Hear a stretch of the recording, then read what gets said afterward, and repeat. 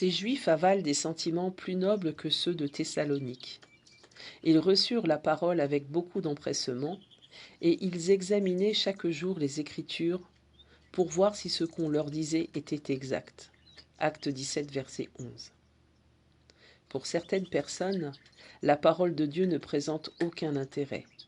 Elles se sont adonnées si longuement à la lecture d'histoires, de romans et de récits captivants, toujours plus nombreux à l'heure actuelle, qu'elles n'ont aucun goût pour la lecture de la parole de Dieu ou pour des activités religieuses.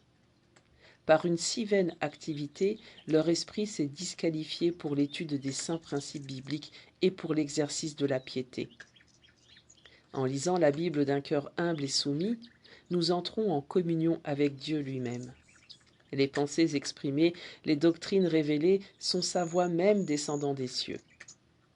La Bible gagne à être sondée avec ferveur, et l'esprit, s'il n'est pas corrompu par Satan, se trouve attiré et charmé. La lumière qui jaillit des Écritures est celle qui parvient du trône éternel jusqu'à notre monde. Tous ceux qui font de la parole de Dieu leur guide dans cette vie auront de fermes principes.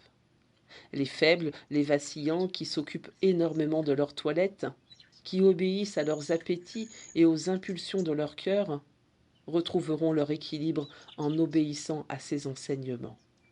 Ils se consacreront au devoir avec une énergie inlassable et leurs forces augmenteront graduellement. Leur caractère débarrassé de tout égoïsme s'embellira.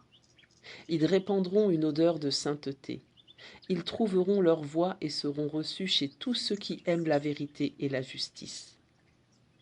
Le psalmiste priait ainsi.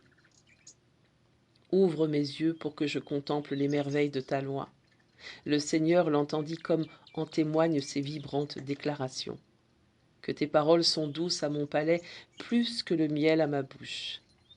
Ils sont plus précieux que l'or, que beaucoup d'or fin. Ils sont plus doux que le miel, que celui qui coule des rayons.